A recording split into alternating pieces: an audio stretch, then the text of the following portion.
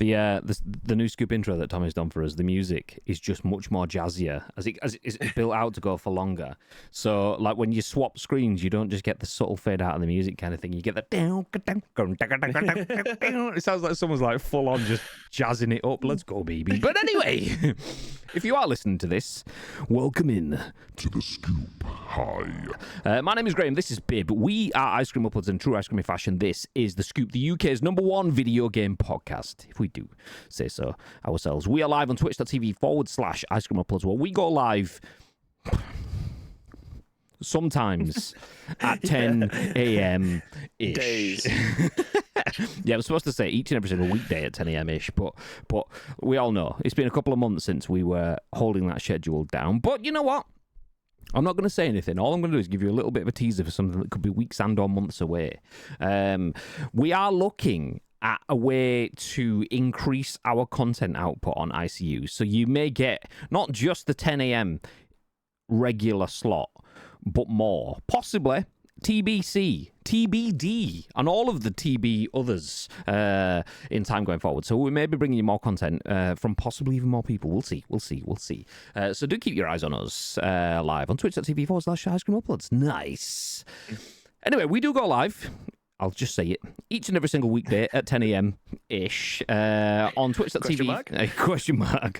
On twitch.tv/Ice Cream Uploads for the Scoop, the UK's #1 video game podcast. As we do say so ourselves, we go live bringing you the biggest, the best, and the breaking stories from the world of video games, plus our thoughts and impressions. But it's not just about our thoughts and impressions. We want to hear your thoughts and impressions. Then your thoughts and impressions on our thoughts and impressions. That's kind of how the whole thing works. So if you're on the stream, please do feel free to get involved. And it's important that you do, because we may be live on Twitch, but the live stream is turned into a podcast, a video on YouTube, and an audio podcast on iTunes and Spotify and Amazon Music and Google Play.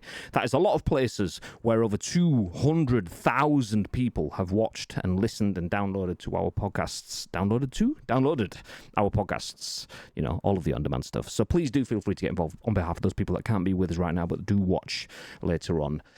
Before we jump into the news, a few talking points. We held, obviously, the loot drop last week. We exported the list the week before, but we didn't get around to actually drawing it until last week.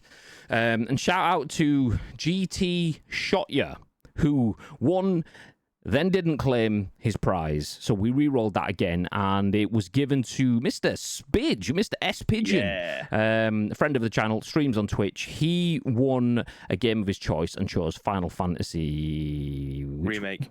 14 Remake. There you go. 7? Okay. 7. I don't know. This is bullshit. Picking numbers out the air. I don't really know.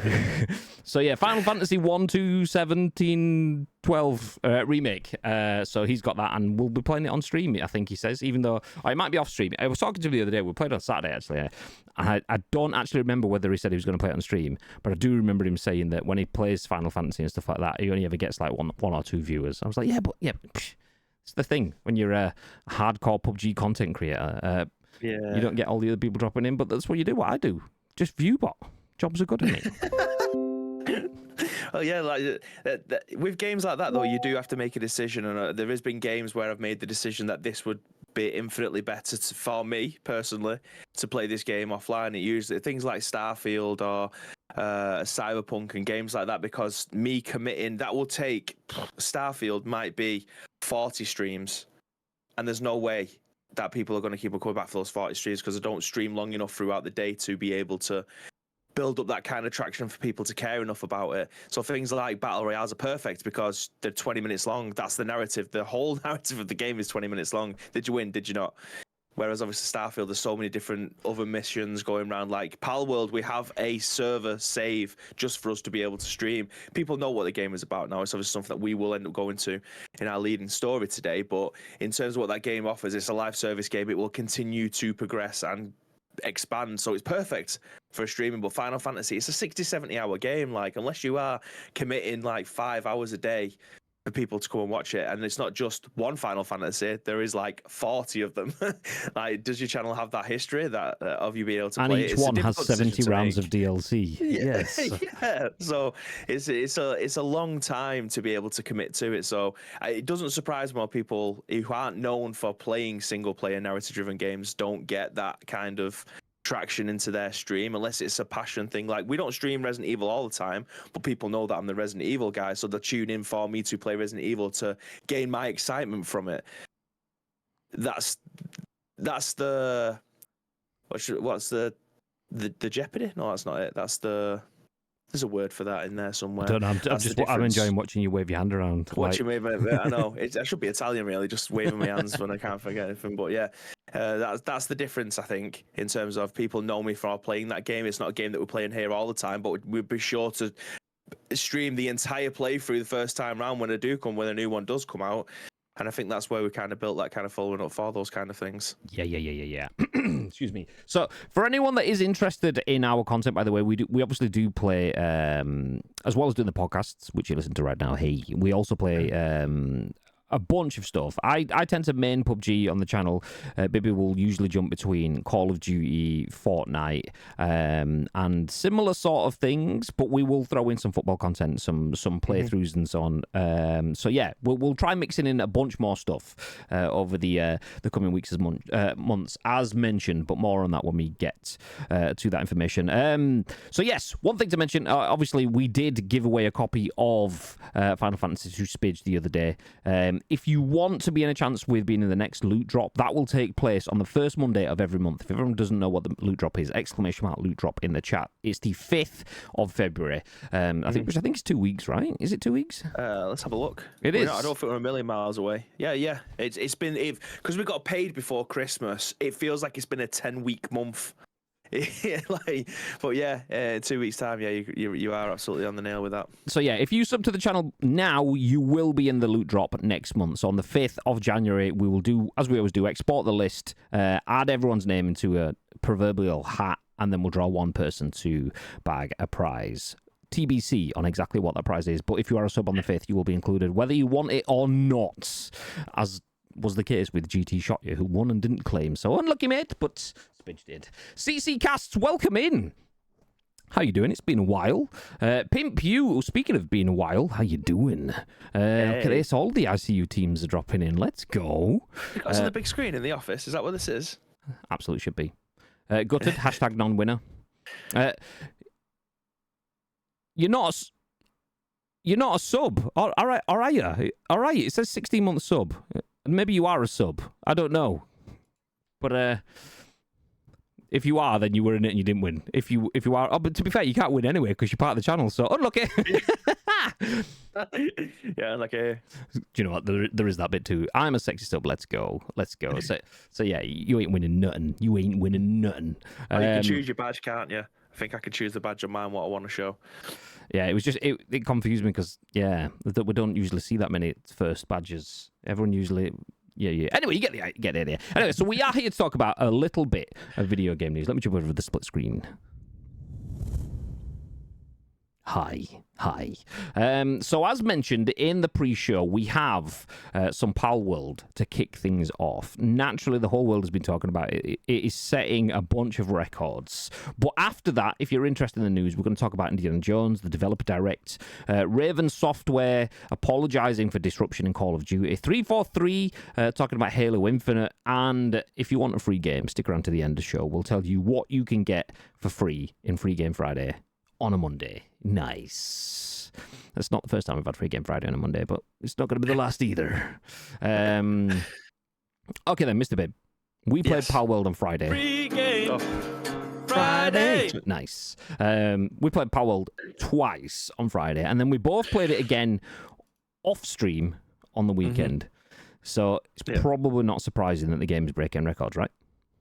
Well, as the face, I think we was in the carousel as one of 4 or 5 people playing it. Then obviously we are now the face of Palworld. Is that right? Yeah, confirmed. Yeah, we are the Palworld pals. Yeah. The Palworld pals, yeah. not the pals. Game. Palworld pals, lowercase p as opposed to capital P, because capital P would be the species, right? Or is it the other way around? I don't know. It's just words and stuff. Nice.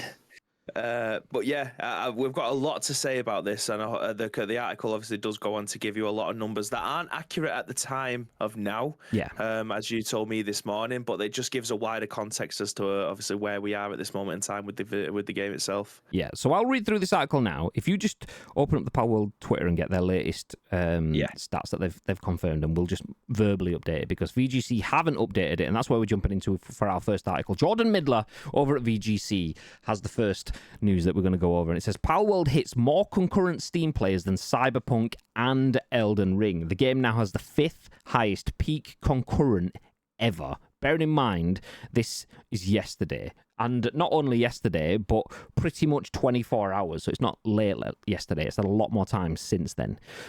So Palworld has the 5th highest peak concurrent number of Steam players for any game in the service's history.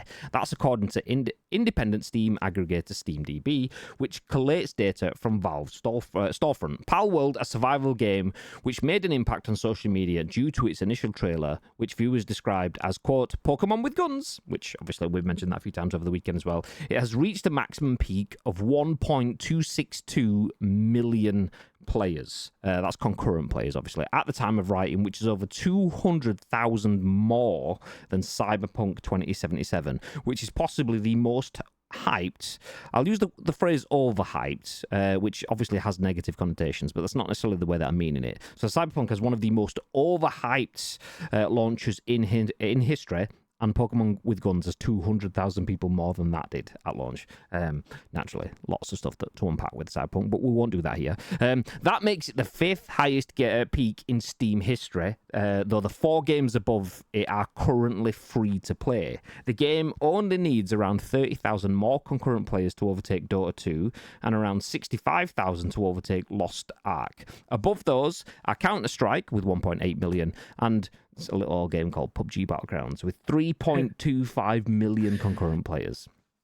The studio claimed on Twitter to be, quote, the highest concurrent player count of any paid game in the history of Steam, end quote, but PUBG hit its peak when it was a paid game. You silly sausages. Oh, God. So, yeah, basically, if I'm to play Palworld, I only play absolute bangers, clearly. PUBG and Palworld, this just is what it is. Is what it is. So there is an embedded tweet for Palworld. We'll come back to that if needs be. But Palworld was developed by Japanese studio Pocket Pair and released into early access on PC and Xbox on Friday. The game has immediately become a success. Its creator claims the game has sold over 4 million copies since release. You have a fact check on that, Bib? I do have a fact check. It's now 5 million. And that was updated 3 hours ago. Nice. So, however, following its release, users on social media quick to point out the extreme similarities between some of the designs of the pals, which are the creatures that populate the game, and Pokemon. Quote, it's not even subtle about its ripoffs. How much else has it stolen, wrote one user on X. Another added, I want to like Palworld, but I don't know if I can support running existing Pokemon through a fuser and passing them off as new IP. The situation is further muddled in the eyes of some by Pocket Pair's historical relationship with generative AI tools. Artist Ztree noted on X that one of its previous titles was AI Art Imposter, a game which literally utilizes an AI image generator as its core mechanic. And we'll bring us back into the show. So we are talking about a game that is greater than Cyberpunk and Elden Ring. I've added as the discussing now title, now just to add a little bit of potential salt into it. Whether it's greater or not is in the eye of the beholder. Statistically, it is greater in terms of raw concurrent numbers, and obviously we're only a couple of days into it. There's a lot that can change in time. Cyberpunk went from being great to trash to great again. Obviously, right now, Palworld is bigger than most things that have ever been made in video games. Big start. Can you see it continuing? What are your thoughts, Mr. Bibb? Yes, I can see it continuing. I mean, this is a V0.10 launch. It's been our game preview on Xbox. It's an early access on Steam. Like, everybody knows what the ground level is for this at the moment. So there's a lot of other things that people would like to be included in this.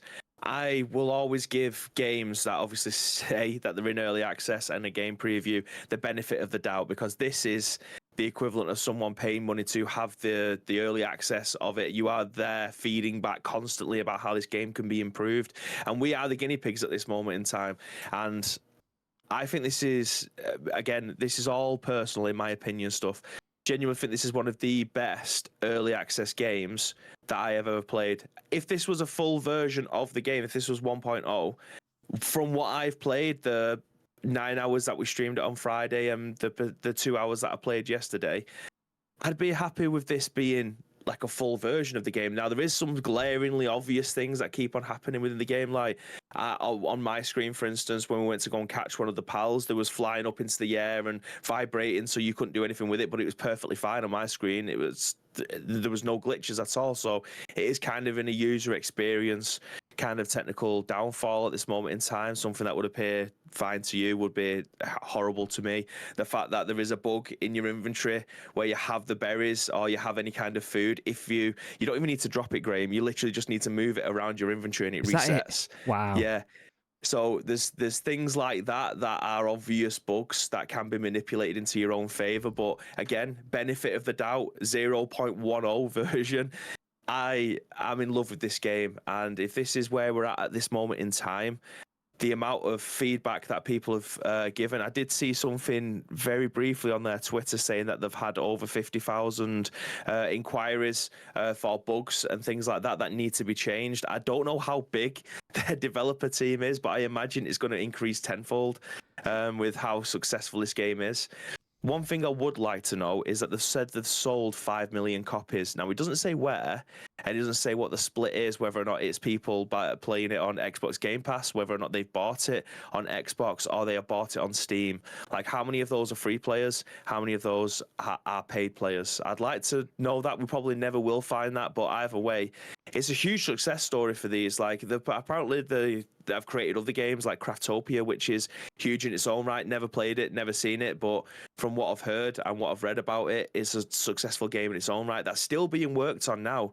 So I don't know how big the Pocket Pair office is and how much time they can literally dedicate to each project that they've got. But I imagine they're taking people from Craftopia now and moving them onto Palworld, because this has all the makings of being the market leader. And I'm not just comparing it to Pokemon. It does have Pokemon elements in there, but there is a lot more survival aspects to the gameplay that I think outweighs the collection genre of video games, like what Pokemon is, like what Temtem is, like what Cassette Beasts are, like what there's another glaringly obvious one. Is it Cocomon or something like that? But yeah, this has the potential of taking the world by storm this year, and I think it's got a contender to be Game of the Year at this moment in time. Obviously, we haven't had that many games out this year, and the run into Christmas will obviously be telling. But yeah, this has got the world by the balls at the moment, and it genuinely doesn't surprise me, because if you've even spent 1 hour with this game, you quickly find out that 1 hour wasn't actually 1 hour. It was 7. Definitely 5. Yeah. Yeah. No, I definitely believe the world has been crying out for a good, accessible, and that doesn't necessarily mean easy, but accessible survival game. Going back through fucking games that have come and gone, or games that have come and just limped on, so the likes of your Daisies and your Scums and fucking any other stuff. That Scum, I forgot about that. Yeah, so like people have been wanting some form of survival game to break through into the mainstream in a way that is accessible. Survival elements and that sandbox style is just something that appeals to the world. GTA's obviously got sandbox, completely different genre of game, but people want the ability to have a massive world and go out and do their own thing in it. And Pokemon, you kind of get to do that.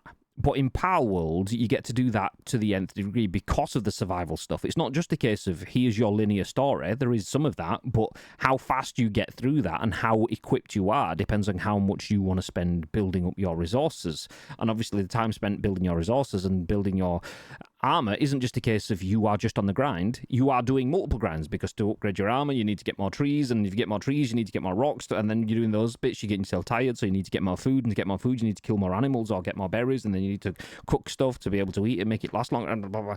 So the grind to get yourself better just grows and grows and grows. It's dominoes. You knock one, something else goes, and then something else goes, and then something else goes, and you end up having to, like, one domino opens up 4 paths, and each one of those 4 paths opens up another 4 paths. So the way that you can grow in this game just is kind of endless in that sort of sense, which that's where the beauty of it comes from me.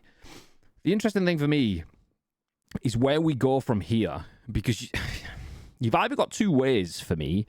Craftopia doubles down on, not Craftopia, Pocket Pair doubles down on its primary IP. Nobody played the AI game that's at the bottom of this list. Nobody is, obviously me talking generalist. Some people clearly did. Craftopia, nobody played that. Obviously somebody did, but nobody mainstream-wise knew it.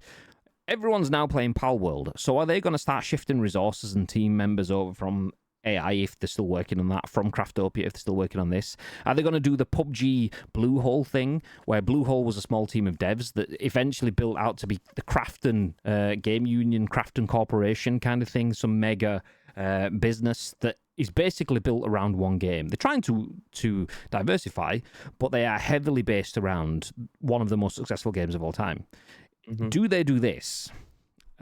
Or do they do what Mediatonic did? And they go, we've got one game, we are a tiny studio, we can't really do much, we are supported by the likes of Devolver Digital and stuff like that, but do you know what? Fuck it. Epic, can you buy us out, please? Because imagine if Epic bought this. That'll be...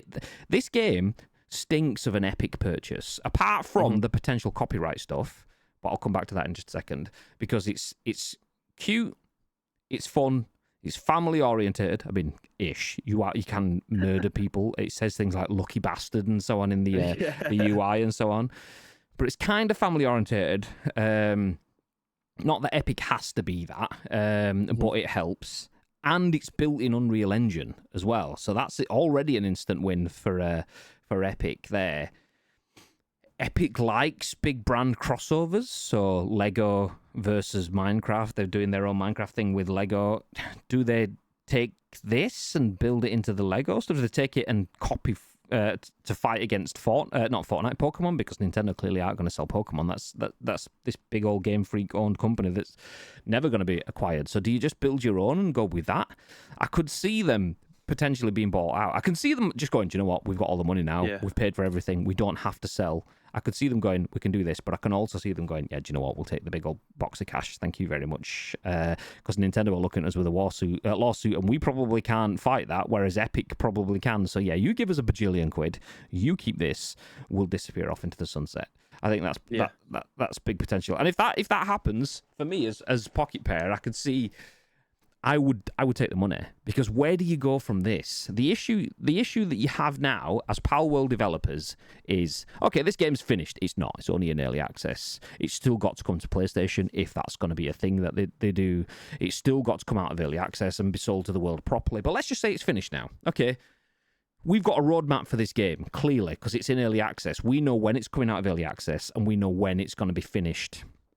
What do you do then? Is it DLC and so on? Okay, that's fine. DLC is all part of your roadmap for this game. Do you make Palworld 2?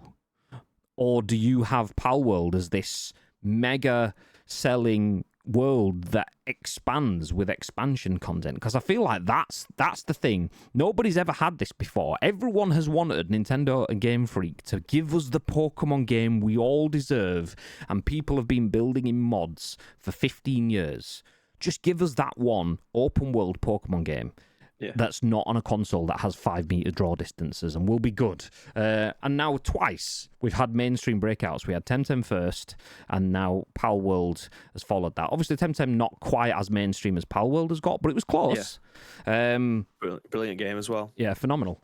But Nintendo either are hamstrung by their hardware, so can't give us the Pokemon game we want, or they actively are stopping us from having the Pokemon game we want, because once they do that, their hand has been dealt. If you keep people on the hook forever, you can keep them on the hook forever. You give them the bait now, they're going to off that hook and swimming away. So is it that one? Either way, it's not good for people if other people can give them that experience, then they're going to move on anyway. And we're there now. We're at this point where Palworld is doing the things that people have wanted from a Pokemon game since 1997. And do you know what? I'm all for that, because I've always wanted a realistic looking, over the shoulder, high visual fidelity Pokemon opportunity. And obviously we're not quite all of that. The visuals are a little bit, I'll use the words low rent. I don't mean it as disrespectful as that is. The visuals are a bit low rent compared to what you'd get in a different Unreal game like Fortnite and so on. We're speaking about this on the stream the other day. But it's in early access. The potential that this game can have with its growth. I mean, I've spent 10 to 15 hours in this game already, in a weekend, and done nothing, and enjoyed the fuck out of it. So not completed the tutorial yet. I don't know if you have yet, but I haven't. Nope. Yeah, amazing. It is really good. I have got one more point to make on Palworld as well, and I think it's not just down to the price of it, which at this moment in time, 10% off. There's no affiliation links with this. I'm literally just making a statement. Just going to jump in just quickly, because you mentioned 5 million sales. Where is that? Does that include Game Pass and stuff? I wonder if that's just Steam, because the 1 million concurrent players is on Steam alone. And if they're talking sales, you can't just do downloads and installs. That's misleading. So I'd be surprised if that's not just Steam sales, not including Game Pass success as well.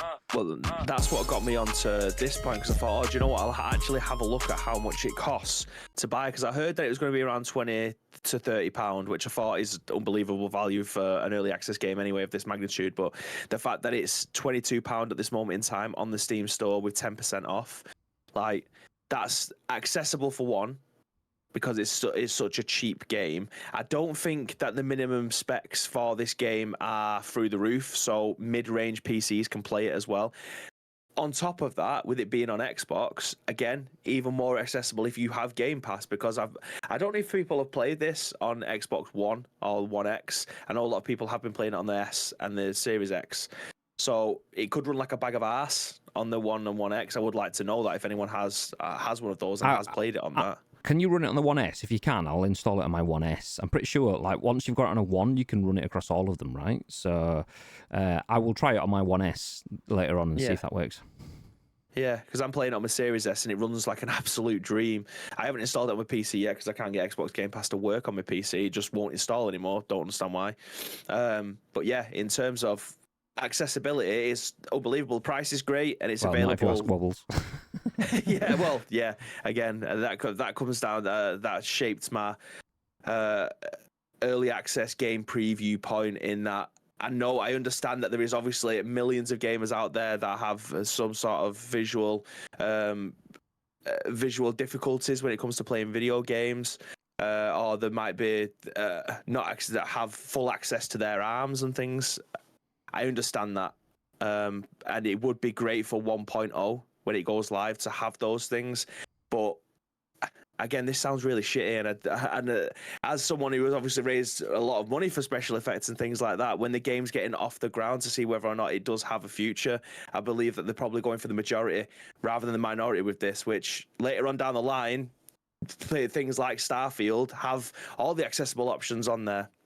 And I don't think that came out with launch. I think that's something that they did post-launch to be able to give more people the opportunity to be able to play it. So I hope that gets put in sooner rather than later. Maybe it's something that they end up putting in 0.20 or 0.30. But I understand that there is some frustration with this, that it's not accessible to everybody at this moment in time. But hopefully, fingers crossed, now that this is out there, they've had 5 million. People have put the money where the mouth is.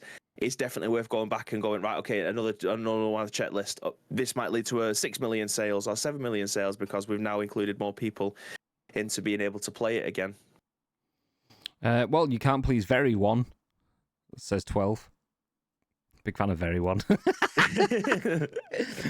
Bowser, thank you for the raid during that. I appreciate you very much. Everyone else dropping down the partner anniversary call out, whatever you want to call it, stuff in chat. I appreciate that. It is technically our partner anniversary.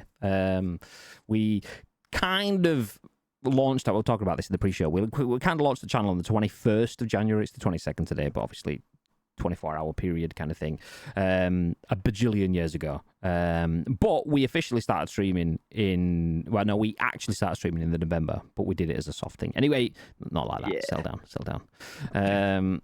God, these people and their grammar / spelling. Happy Viewbot anniversary. No, that only started at the end of November, that, mate. So a couple of months. Nice. Give us time.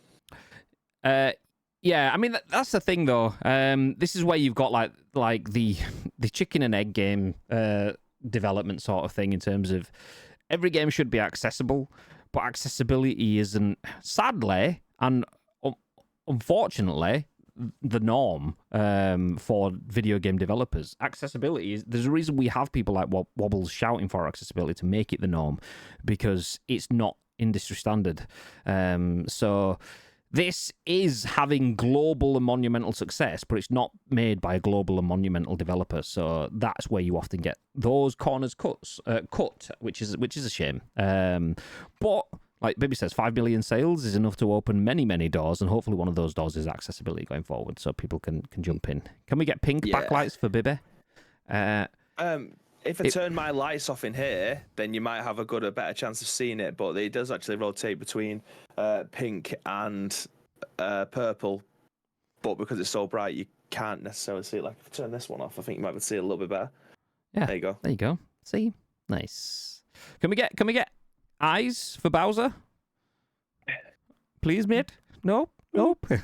J&K says 26 euros on Steam for me, but computer isn't high enough spec to play it. I've only got 8 gig of RAM. It needs 16 gig. Get yourself 8 gig more, mate. 116 gig RAM stick. Easy. He's dubs. Cheap as chips. Dubs are good. Speak to Nietzsche. He's got about 17. Just lying around. Nice. Okay, let me jump back up and catch up.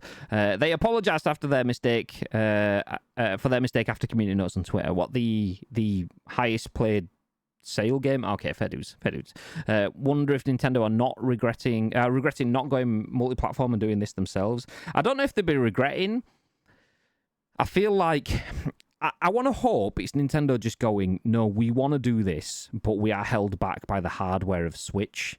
And not just the fuck people. If we give them what they want now, we won't be able to string them along for another 30 years. They strung people along 25 years before. Spoilers.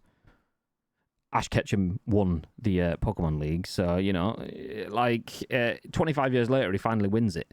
So I reckon they'll do that. String people along 25 years before we get some open-world sandbox game of Pokemon that's decent. Also, the flip side of this, a completely different conversation, which we won't go into because it'll take forever. They are churning games out almost on an annual / biannual / twice annual basis, depending on what year it is.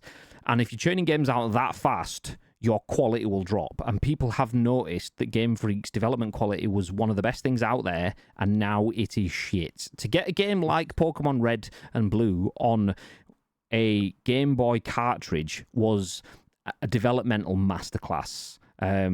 Now they are bringing out games that are subpar in terms of performance, and that's partially down to their team, partially down to the hardware, and I'm hoping that's why they've not done it. But I can't see Nintendo going, yeah, we'll put our fabled titles on other systems. I know Xbox has been talking about working with Nintendo, and there's rumours of Game Pass and stuff going between the two and so on. I can't see it myself, not Pokemon. But I could be wrong. I'm very open to the fact that I could be wrong. Any word on when it will be leaving early access? No. I mentioned this to ads in the Discord this morning. He was like, do we know if it's coming to PlayStation or is it Xbox exclusive? He said, I've just seen that PlayStation don't do early access stuff. And I said, there is no word either way. It's not Xbox exclusive. It's just not available on PS5. It's a small developer that didn't have the resources. Xbox and PC go closer hand in hand, so it was an easier development process to go between the two. Plus, Game Pass probably made it an attractive option for them. So all of that, plus the early access stuff, I would be horrendously surprised if it didn't come out on PlayStation in another 12 months' time. PUBG didn't come out on PlayStation at first.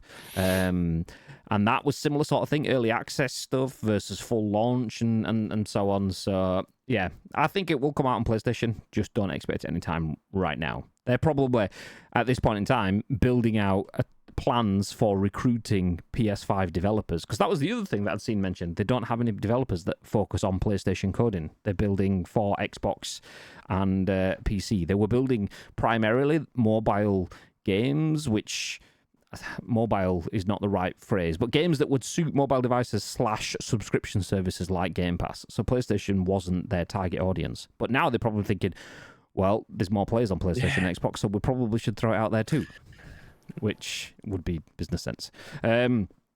I was violating one of my pals, says Tito. Okay, we'll move past that comment. We'll just leave it there. No, okay. According to Spiffy, I thought I was walking around.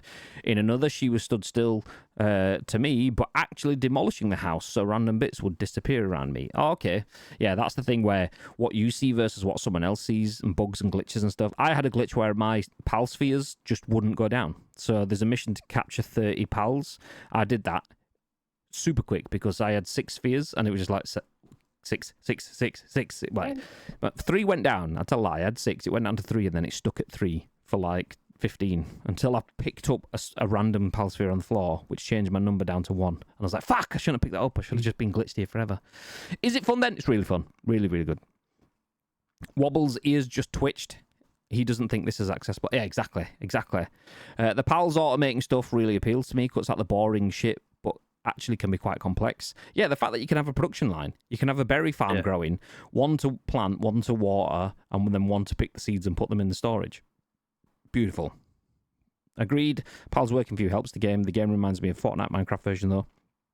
Well, that's just the survival stuff. That's the bit that it should. I mean, the fact it reminds you of that is good because that's what it should be going for rather than just emulating Pokemon. Poke-Night. There you go. That's the one. And now we catch up to the raid. Welcome in everyone from Bowser's Raid. How you doing? We are talking about Palworld, but we do have a few more stories which we'll start jumping forward now as we catch up here. Very one. Hi 12.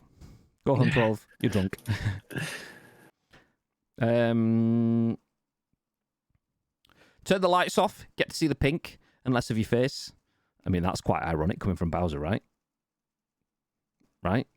I mean... Right. I mean, just... At least he's got lights. Just turn your camera off, mate. So work PC I have. That's fine. Just tell work it's chugging and you need more RAM. Quick raid and rum. Enjoy your stream. Love you. So that's it. He comes in, throws out some really bad shade, and then leaves. Ironically, it was shade about lights. God damn. Thank you, mate. I should have known you'd start earlier than 2 p.m. when I go to the doctors. I mean, I should have known. Go back 6 months and you show me a time when we started the scoop at 2 p.m. and you won't because we have meetings at 2 p.m. on a Monday. So, fuck you. That's your problem, not mine. Okay, next up. We will jump from an Xbox exclusive. Ish. It's not an Xbox exclusive. Oop, took the wrong thing down. It's a game that's available exclusively on Xbox right now, but isn't exclusive. But this one will be. Nice. Matt Wales at Eurogamer has this. It says Indiana Jones in 2024. And everything announced in Xbox's Developer Direct. Hellblade 2 in May and more. Okay, here's the article. Microsoft's January Xbox Developer Direct has been and gone. Did anyone watch this last week? I know Tito was talking about it in the Discord. Did anyone watch it? I didn't watch it, but I did watch the Indiana Jones trailer. Anyway, it's been and gone, bringing first looks and long-awaited releases for some of the company's most highly anticipated titles. Machine Games' Indiana Jones and the Great Circle was the biggie, of course, showcasing first gameplay and featuring confirmation of a 2024 release. But there was more besides, with Senua's Saga, Hellblade 2, Avowed, and Oxide Games' Ara, History Untold, all putting in an appearance. Senua's Saga Hellblade 2 looks badass, by the way. And if you missed the showcase, which included a surprise visit from Square Enix to offer another look at this year's Visions of Mana, you'll find a brisk roundup below. So Obsidian shows off more Avowed, and it's launching this autumn. We've known Obsidian Entertainment's Avowed was aiming for a 2024 release for a while, but the studio has now narrowed that launch window down a little further, announcing the Xbox Series X, S, and PC players will be able to get their hands on the first-person fantasy RPG this autumn. That bit of news was accompanied by a fresh look at the whole thing in tonight's Developer Direct, with Obsidian showcasing combats, quests, and environments. The studio says players can look forward to, quote, moral nuance and grey areas, end quote, in this particular slice of fantasy action, and you can read everything announced about Avowed here. There's a link, obviously, in the article. Senua's Saga Hellblade 2 gets a May release date. Ninja Theory's Senua's Saga Hellblade was a wonderful surprise when it launched back in 2017, and its long-awaited follow-up, first announced at the 2019 Game Awards, now has a release date arriving for Xbox Series X, S, and PC on the 21st of May this year. For the second outing, Senua is on the trail of the Vikings who've enslaved her people in Iceland, and Ninja Theory is promising reworked combat and more in this eagerly awaited sequel, with more Hellblade 2 details here on Eurogamer. Square Enix's Visions of Mana arrives this summer. Following Visions of Mana's official announcement, unveiling in December, Square Enix popped up during tonight's Xbox Developer Direct to talk a little bit more about the game, which marks the first entry in the long-running action RPG series to launch for Xbox. I'm going to stop reading all of the articles and just give you the first summary bit on it then. Next up, Ara History Untold's historical grand strategy coming to PC this autumn. Oxide Games, which was founded in 2013 by former Firaxis team members, announced it was teaming up with Xbox Game Studios to bring Ara History Untold to PC back in 2022. And the developer took the opportunity of tonight's showcase to reveal a little more about its intriguing historical grand strategy game. And then Machine Games, Indiana Jones, and The Great Circle gets a name and confirmed for the 2024 release. It's been a long old wait, but Machine Games' Indiana Jones project has finally had its big reveal. It's called Indiana Jones and the Great Circle and is set between Raiders of the Lost Ark and The Last Crusade. Perhaps the most surprising bit of news, though, is that the bulk of the adventure will unfold in first person, with players seeing the action through Indy's eyes, although traversal and cutscenes will feature a convincing Harrison Ford in third person. Is this the last bit? Yeah, okay, we'll wrap it up with this then. It looks fantastic, and better yet, isn't too far away. Microsoft has confirmed that it'll be launching later this year, and you'll find more detail on Machine Games Indiana Jones right here on Eurogamer. Shout out to Matt Wales and the team at Eurogamer for the big old article. To recap, Avowed, Senua's Saga Hellblade 2, Visions of Mana, Ara History Untold, and Indiana Jones and the Great Circle, all confirmed in the Xbox Developer Direct last week. What are your thoughts, Mr. Bibb? Yeah, so I didn't actually watch it at the time. Obviously, I've gone back and I've seen what was being released on there, and I think this was a nice little showcase. Like, Ara History Untold, RTS aren't my bag, really. But that does look like a really nice game to be able to play. Visions of Mana, again, isn't my type of game, really. It looks like fun, but Hellblade looks absolutely gorgeous. Like, the first Hellblade game I never played it, but visually absolutely stunning. And this one looks more of the same. The refined controls and stuff, I can already imagine what the controls were like on that compared to what they are now. Obviously 2017 wasn't a million years away, but the evolution of how we play video games on a yearly basis and the control schemes that we've come accustomed to just make life a little bit easier. Like, you can't go back and play most PS2 games now, first-person shooters, third-person games, and them have the control schemes that we're just used to now. Modernization of the way that we play video games now compared to then, completely different. So if that's something that they've ended up having to refine based off of what we and how we play video games now, that's obviously going to be a massive help to people who obviously played that game originally. I'd be very surprised, actually. I've just thought of this now, that they might end up remastering Hellblade 1 if they haven't already done that, to try and make the controls a little bit more modern.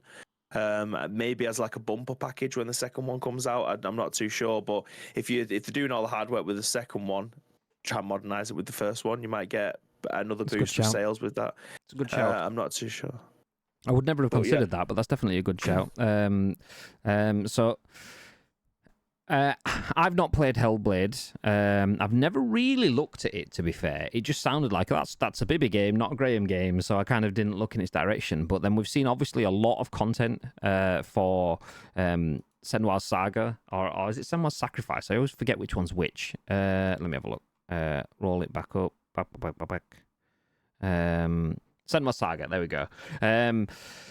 So I've never really looked at it until we started to get the content splurge over the last few events. Like Summer Games Fests and Game Awards and things like that often don't have a lot of content in them. They try to make you think they do, but it's often it's not. When I say that, I mean there's a lot of content, but there's not necessarily a lot of content for you, which is not a bad thing. There is a content for everyone. So there'll be a bunch of indie stuff, there'll be some alternative indie stuff, there'll be some mainstream, there'll be point and click stuff. There's bits for everyone, which is a good thing. But if you break it down to what they're talking to you, often there's not a lot for you. There is a bit for everyone. Whereas obviously we're used to big conferences at the E3s and so giving a lot to everyone. And we don't really have that. So Senua's Saga's kind of been filling that gap. And for one game to do that on a developer level at like the Unreal showcases and at the State of Unreal, I think it was in March last year. We're probably due another one of those soon. So they were in that and Summer Game Fest and stuff. So yeah, big shouts towards Senua Saga Hellblade. To big fan of the way that's looking. I'm not sure if I'm going to watch it, play it. I'll probably end up more watching content rather than playing it. But it has my attention. But the Indiana Jones one naturally pulled me in. That's the only bit of it I've seen. Video Monster says, if they write Indiana Jones as strongly as they did with the movies past Crystal Skull, I'm not interested. Past Crystal Skull? I don't know what this Crystal Skull is. Is that Indiana Jones? No, that's definitely not. It doesn't sound like an Indiana Jones film. Like, I'm trying to think. There's only 3 Indiana Jones films that have ever been made. Oh, right, I see where you're going with this. Yeah, there we go. Raiders of the Lost Ark, Temple of Doom, Last Crusade. A Crystal Skull just sounds like someone would be ripping it off and tarnishing a dynasty. Like if I was going to just pick 3 words out of the air for another film that I'd make if I was going to tarnish an Indiana Jones dynasty, I'd probably go Dial of Destiny. I don't know, Indiana Jones and Dial of Destiny or something like that. If I wanted to make films that weren't Indiana Jones films but could use the name, I'd probably do that. Yeah. Big fan of Indiana Jones. I actually didn't mind Dial of Destiny. Crystal Skull, Kingdom of the Crystal Skull can get in the bin. Tragic. Forget young Indiana Jones. That was better than any of the recent ones. Yeah, and also not great, but yeah, definitely still. Yeah, same. But yes, Xbox's Developer Direct took place last week. To give you a quick recap once again, it opened up with Obsidian showing off Avowed. We got to see more Senua's Saga Hellblade 2, Square Enix's Visions of Mana, which is coming this summer. Got some more content. Ara History Untold was shown, and Machine Games Indiana Jones and the Great Circle had its name and approximate window confirmed. All in all, not a bad year for Xbox. I know obviously we don't have anything from PlayStation yet, although there are rumours that we will get a PlayStation State of Play next month, potentially a Nintendo Direct too.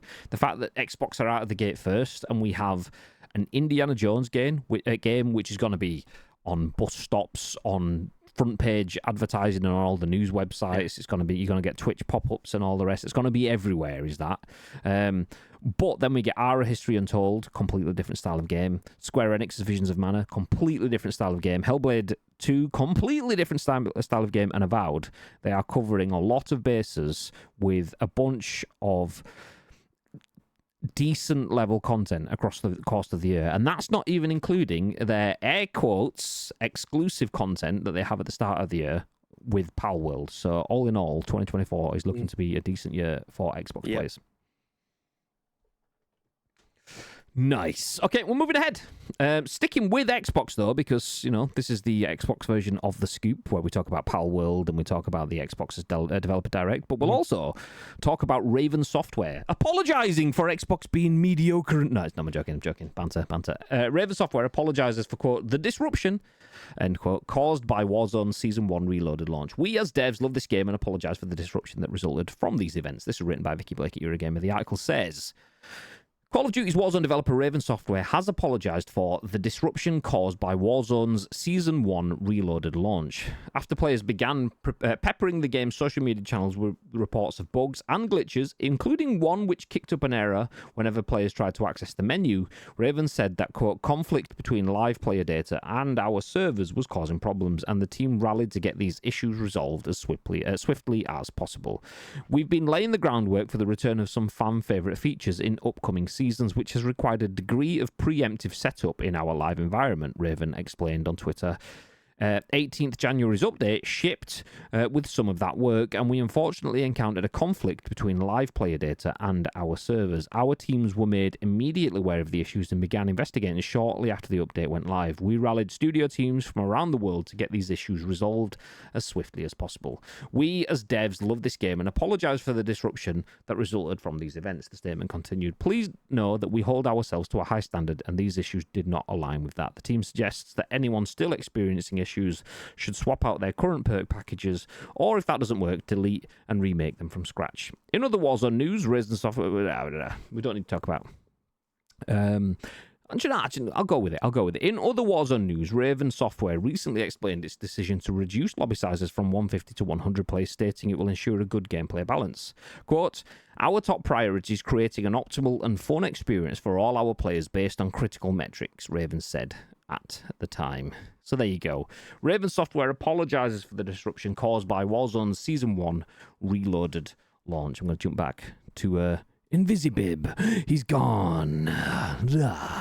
But yeah, Call of Duty had some issues, and they fixed it. It's kind of a non-story, although some of the issues were very, very prevalent. So in that sense, it has to be a story. There's no avoiding a story that has this much impact. But all in all, it was a developer that's trying to make something future-proof to add future content in, has basically just balked a little bit of something now. It's not the first, it's not the last, and we probably shouldn't be surprised to see games that are in a live environment having live mistakes. It is just the nature of the beast. When you can impact a live world, and all it will take is one digit in a string of code to put things out, as we've seen in the past. Yeah. It's unsurprising. What is good, though, is to see how quickly they did start to fix that sort of stuff. There was jokes and banters in the games communities that we exist in, so there was probably the same in games and communities that you guys exist in, that, wow, this game is buggy as fuck, but at least they're fixing it. It'll be working again by tomorrow. How many other games can you play where you can actively say that you don't believe that would be the case? So yeah, I mean, GG's to Raven Software. What are your thoughts, Mr. Bibb?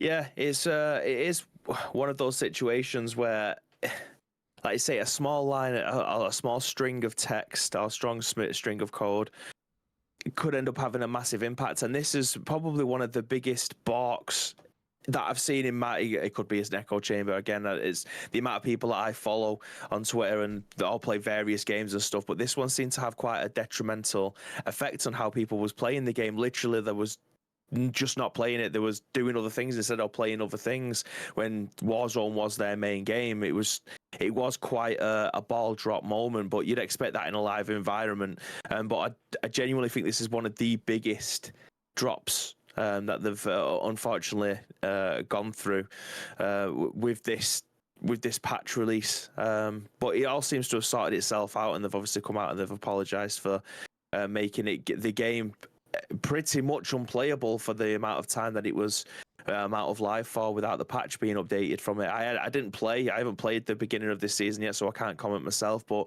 in the circle of friends that I have that main this game, or streamers that I follow, they've not been able to, or they wasn't able to play the game for a prolonged period of time because of the effects of this patch that went out. So it seems that they've all got it under control now, but like I say, in a live service game in that environment, these things are going to happen. With Call of Duty, I do think it's actually few and far between when they have massive gameplay bugs like this, but unfortunately it's happened to them. But they've kind of taken it under the belt and got on with it and sorted it out pretty quickly for a game of this magnitude. I always find it funny though when people go, yeah, but a game developer of your size and scale making games of your size and scale shouldn't be happening. And it's like, no, it shouldn't. But sometimes you have to make a mistake to know to avoid it in the future. So that's the nature of mistakes. It's not a take, it's a mistake kind of thing. People, if they knew that was going to be a problem, they would have fixed that. They were trying to bring something new into it.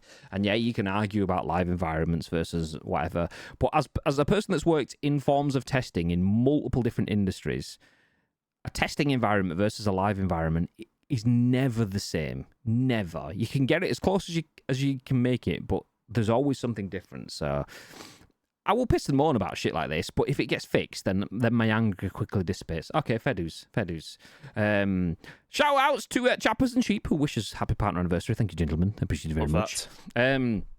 But, and this is where me shitting where I eat kind of thing, there is issues in PUBG that has been there for 3 patches now. If you skin a vehicle in PUBG with one of these special skins that you had to spend £1 million on or play the game for 1 million hours to get, you can't shoot your gun.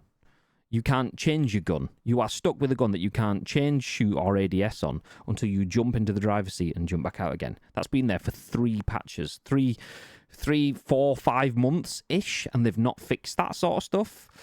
And I genuinely don't believe that they know that because it's for PlayStation users and so on. So I don't believe they have enough intel from their user base, or they're reading enough intel from their user base to see that sort of stuff. That would have been fixed already on Call of Duty, because I know that even as we aren't global content Call of Duty creators, we are small partners in the UK that work with Activision on some bits here and there.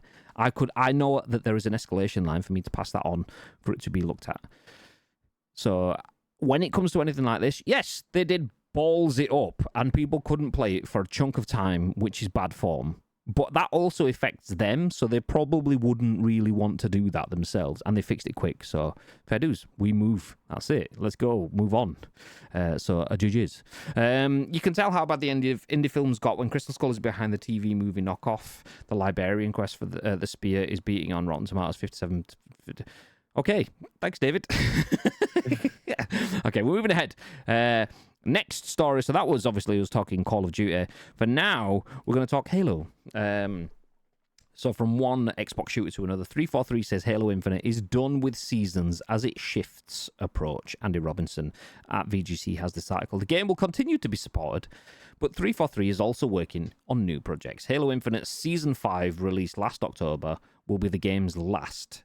Developer 343 has confirmed it. Instead, the studio is shifting its approach to an operations model starting on January 30th, in which it will offer 20 tiers of free unlockable rewards every 4 to 6 weeks. Halo Infinite's next free update, Operation Spirit of Fire, will add new customization options, a new map, Forge additions, and more on January the 30th. The move away from larger, long-running seasons represents a significant change for Infinite. Speaking during a live stream on Friday, 343 senior community manager John Junishek emphasized that the company would continue to support Infinite in 2024. However, he confirmed that the studio is also working on new projects alongside the shooter. Quote, "We're making a shift in how we're approaching Infinite going forward," he said. "For Master Chief Collection players, this is probably going to sound very familiar. The gist of it is we're no longer referring to seasons. We're shifting away from seasons." He later added, "For us here at the studio, it's going to be an exciting year for Halo. We have a dedicated team working on supporting Halo Infinite and continuing to deliver going forward. But also, yes, we have additional teams that are accelerating towards the future on brand new projects. There are a lot of things cooking here." End quote. Speaking last summer, Xbox's then studio boss Matt Booty suggested that 343 decided to get that in there. Industries would continue to work on the Halo series going forwards, but that other studios may get involved in their department. When asked if this is potentially meant Activision's Call of Duty team could work on the game, Booty didn't rule it out, but also stated that it wouldn't be mandated by Xbox management. Quote, "If something like that were to happen, it would have to come from the studios," Booty explained. "It's unlikely that we would come in and dictate that from the top." 343 was hit with the signal. Do you know what? Actually, I'm going to hit that. I was going to leave it, but it's significant. 343 was hit with a significant number of layoffs last year as part of a wider swathe of Microsoft cuts, which saw around 10,000 of its 220,000 person workforce being laid off. Texas-based studio Certain Affinity, which has collaborated on series such as Halo, Call of Duty, Left 4 Dead, and Doom, also announced that last year it had taken on additional development duties on Halo Infinite. Apologies if you can hear Milo being a little dickhead in the background, barking away. It's windy outside and he thinks that we're being attacked all the time because things move in the garden. So, yes. 343 says Halo is done with seasons as it shifts its approach. That's quite a big change for a game that promised and arguably under-delivered. I mean, don't get me wrong, it's a great game. We've done an event in Blackpool tied with Europa Halo, we being Jelly Media, who is obviously Ice Cream Uploads. So this game has a lot to offer to a passionate community, but the landing hasn't been stuck repeatedly.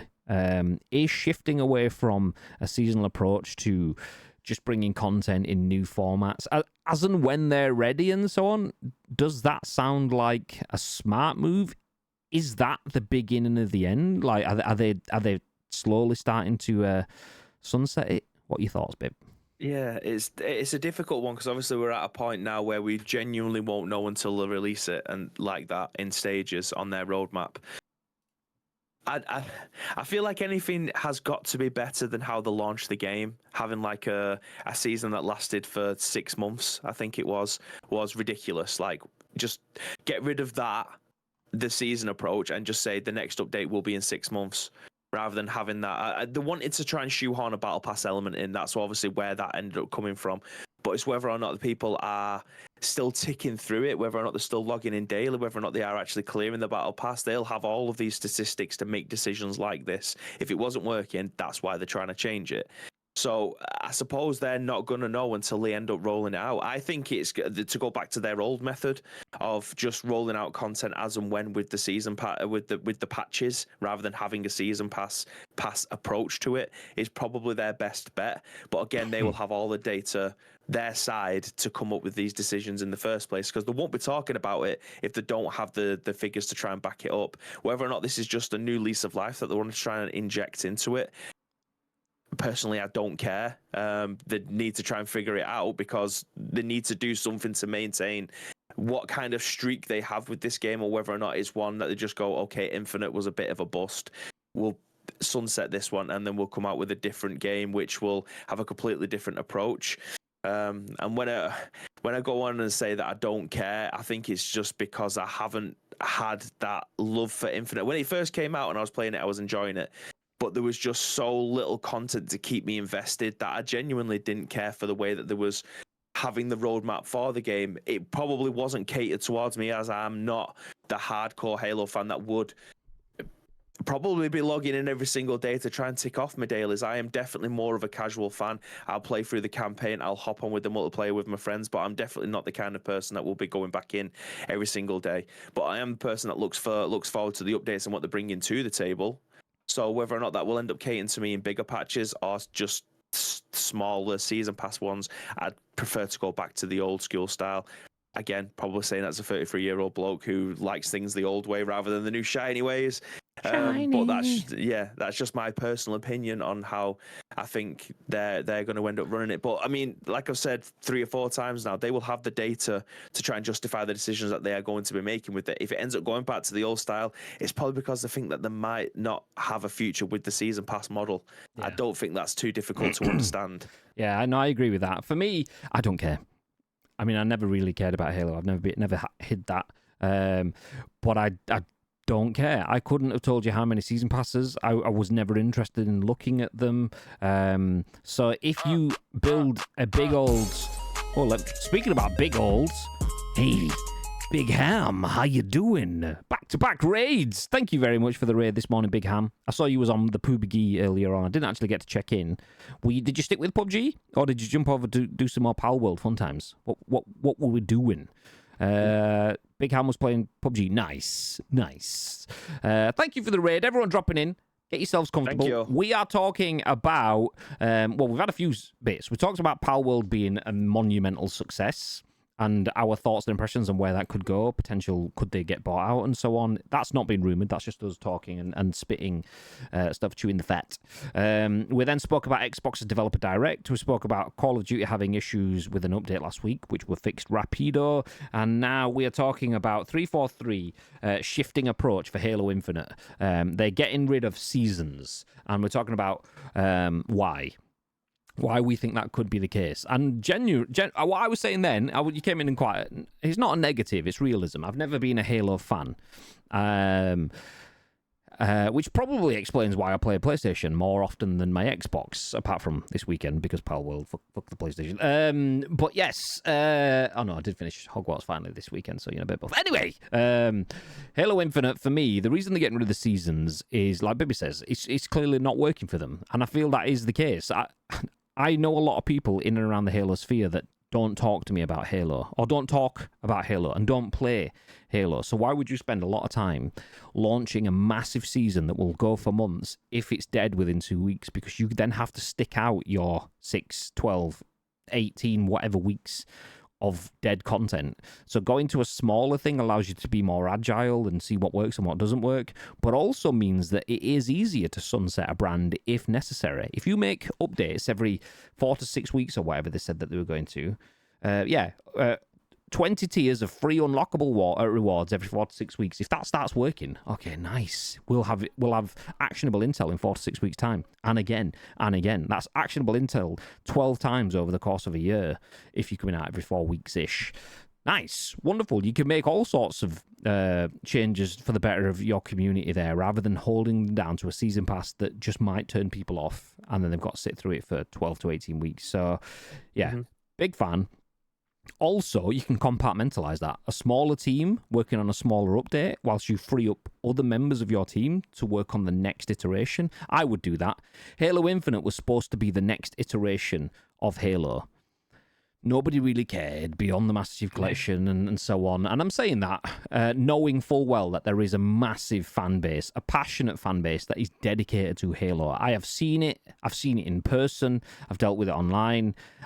You can't fault the Halo fan base, but the games just haven't been there for the fans recently. And Halo Infinite was supposed to be that. For me, I would respectfully keep this going whilst respectfully getting its replacement engineered. But it's going to be, 3-5 years? I mean, the game's already been out for like nearly 2, so realistically, you could have been a good chunk into that. Admittedly, they're probably not. They're probably starting the groundwork, the serious groundwork on Halo Infinite 2. I know that's probably not what it's going to be called, because ironically, Infinite didn't last forever. God damn. So I would go, okay, we tried. There was some good stuff in it. They managed, and it was very, very, very well received, launching the multiplayer and some of the single-player campaign and so on. They managed to keep the old-school vibe whilst working with new-school mechanics. That's the hard part. They did that, but then all of their content, all of their release program, because they were trying to shoehorn battle passes and stuff into it rather than just making content for the players, they were making content for modern gaming environments. Forget the environment, make the environment work for your game. That's what best games do. They don't play to a payment style or specific audiences. You make your game, your vision, a reality, and then if it's good, people will play it. They didn't do that. I would say, okay, we'll just keep this rolling and we'll make the next one. That's where I would go for this. And I feel that's what a brand as big and as successful as Halo deserves. I mean, it's clearly successful. Got fucking Master Chief's face sat here behind me. Is that? I don't even like Halo, but I know what Master Chief is and wanted the helmet. So, yeah. Halo Infinite was supposed to be my onboarding into the Halo world. Me and Bibby were supposed to be playing through the co-op campaign. The fact that didn't come out until fucking 19 years after the first part of the game came out was just, I'm not bothered anymore. Thank you, mate, but no. So, yes. 343 says Halo Infinite is done with seasons. It's shifting approach. There's conversations about other development studios and stuff around there. For me, obviously, if you've got your own impressions, welcome to them. Feel free to share. For me, my impression is days are numbered and they are moving ahead. I would do the same. It's been 2 years. Nobody cares. Which is a shame. Like, what was it? It was about 3 months into the game and it had dropped out of the top 10 most played on Xbox whilst Apex Legends was still up there. And obviously, it's not the same game, but very visual, very similar visually, a lot of similar mechanics and so on. So if there's any game out there that has a season pass mechanic that you can compare it to, that's probably the closest, and that was in the top 5 most played games on Xbox. So Xbox players are playing Apex Legends as Halo instead of Halo as Halo. God damn. So yeah, just put it in the bin nicely, respectfully, and move ahead. Nice. Also didn't help that Cyberpunk, which came out, was crap. their TV program nailed it. So people wanted to play Cyberpunk. The Halo series on Paramount Plus was bang average and mediocre from what I heard. We watched 2 episodes and we're falling asleep, and I've not watched the rest of it since. Well, they've had season 2 commissioned recently, haven't they? So it must have tickled a lot of people's pickle.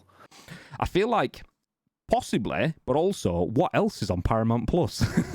It's kind of like it's the only thing we've got. We have to go with it. I genuinely hope they do something good with it, because it felt like, and I'm going to say this to piss off David, but not intending to piss off David. It felt like Star Trek Deep Space Nine, like, great series. If you're interested in Star Trek, job's a good one. But as with all Star Trek stuff, that was made in the days of, we need 75 episodes in a season. Probably not 75, but we'll go with that number anyway. It's probably more like 25. But, okay, 16 of them is what you need. The others are just to fill up your fucking schedule. So you get some shitty stuff. And episode 1 of Halo felt like that, and I was like, my God, this is boring. Whereas yesterday we watched through all 8 episodes of Reacher season 2 on Prime, which is definitely worth a watch, by the way, just because that is one fucking gorgeous man. But even still, the series is fucking great. So yeah, fill your boots. Speaking of gorgeous man, speaking of gorgeous man, what's he called? Alan Rich's son, Jack Reacher. If you've seen Fast X, he's in that, and he looks weird because they've over Hollywoodized his makeup. He almost looks like the gold people from the end of Guardians of the Galaxy and stuff like that. Yeah. But Jack Reacher, absolute unit, just looks like a normal guy. Yeah. Definitely recommend a watch. Tell you what else I'd recommend. Helping yourself to some free games while you can, because it's free game Friday. Okay, we're going to finish things up with our last news article of the day. This is written, as always, by Morgan Park at PC Gamer, with contributions from Lincoln Carpenter, and there's usually a few other people involved across the course of the year as well. But this was updated 4 days ago, so you don't have long left. But the Epic Game Store that is free right now until the 25th of January is Love. Nice. So this week on the Epic Store, a retro 2D platformer, but more retro than the other retro 2D platformers. Whoa. Love brings an extreme minimalist aesthetic to its precision platforming, alongside remix stages and tools for making and sharing custom levels. So if you want a retro platformer that's more retro than other retro platformers, then Love is the one for you. It's free right now on the Epic Games Store. Obviously, you can download the launcher on PC, or you can just redeem it within browser. Feel free to use code ICU when redeeming it. Not that it helps to us financially, but I believe it does some algorithmic stuff for us as well. Same with any Epic Games Store purchase. #ad. Be that Rocket League, Hollow Bucks, or whatever they were called in Rocket League, and your V-Bucks in Fortnite and stuff. Yeah, good as you. Let's go, baby. But that's it. Quick recap then. Palworld smashing it. Indiana Jones, Badass, was announced in Developer Direct last week, as well as a bunch of other things. Call of Duty had issues, which have now been fixed. Halo has issues, which they're just giving up on. And the Epic Game Store continues to give free games each and every single week. Nice. For now, though, we are going to disappear. Please do feel free to stick around. We're going to drop a raid on one of our friends. We were talking about Nacho. He was live playing some Palworld, so maybe we'll drop in and see how he's diddling after this. But before any of that happens, yes, we have a week of content, Mr. Bibb. But is there anything else you'd like to add? Yeah, again, thank you very much for joining us for today's episode of The Scoop. If you want to help shape any of the remaining shows this week, there is 2 ways you can do so. First of all, find us on social media. It is at Ice Cream Uploads across all major social media platforms, or alternatively get involved with our Discord. If you're watching this on any of our on-demand services, go into the description below. All the links that you require will be listed there, but all we need from you is a URL plus your thoughts and opinions. We will then give you our thoughts and opinions on the very next show, which will be at what time this week, Mr. Graham Day? Well, I just actually said we've got a lot of content coming this week. The content is patchy at best this week from me. Yeah. I am in London tomorrow and not far from London on Wednesday and Thursday. So I will not be around for scoops for the next 3 days, and there will be no Chasing Crates with Mates on Wednesday evening. I am back Thursday afternoon, so I might throw out an additional stream on the Thursday if I can fit one in. But obviously Friday we should be back with normal content. Scoop evening stream PUBG Saturday, all that sort of stuff. So yeah, please do feel free to join us for the rest of the week, whenever that may be, but it's usually at 10 a.m. Ish. London, spit. It's not my favourite place, I must admit. As a northern man, I found London full of people, but very lonely. So, not my favourite place. But I am going for a cool work thing, which hopefully I can talk to you about. Let me see if I can actually talk to you about it. I don't know if I'm allowed. Where's my messages? Messages.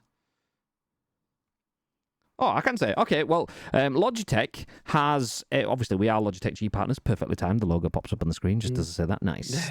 We are Logitech G Partners. And Logitech have a new cool device called the Logitech Reach, which is basically, you might have seen when I've unboxed things, I have to stick a camera on a mount looking down at the desk here. They've got a really cool camera that you can move around and move up and down and shit, which fucking sounds amazing. I'm off to Windsor for an event anyway, so I'm near London, for meetings, but I'm going down to see that on the way down. So I will be in London for a Logitech thing tomorrow. So yes, hopefully I'll have some pictures and stuff. Do keep your eyes on the ICU socials, which are all in the chat if you want to keep updated on that. Yeah. For now, though, we are going to disappear. Obviously, get a date with Wobbles. How close is Wobbles to... Do you know, I might meet Wobbles. I'm going to ask him if he's around. The Logitech Reach around. Yeah. No. Definitely not no. Yes. Anyway, yeah, I'll reach out to Wobbles. You reach out to whatever you want, whether it's in, around, on, over, or under, whatever. So yeah, please do have yourselves a beautiful day. Whenever we're back on the channel, we will see you then. But until then, stay frosty. Stay frosty.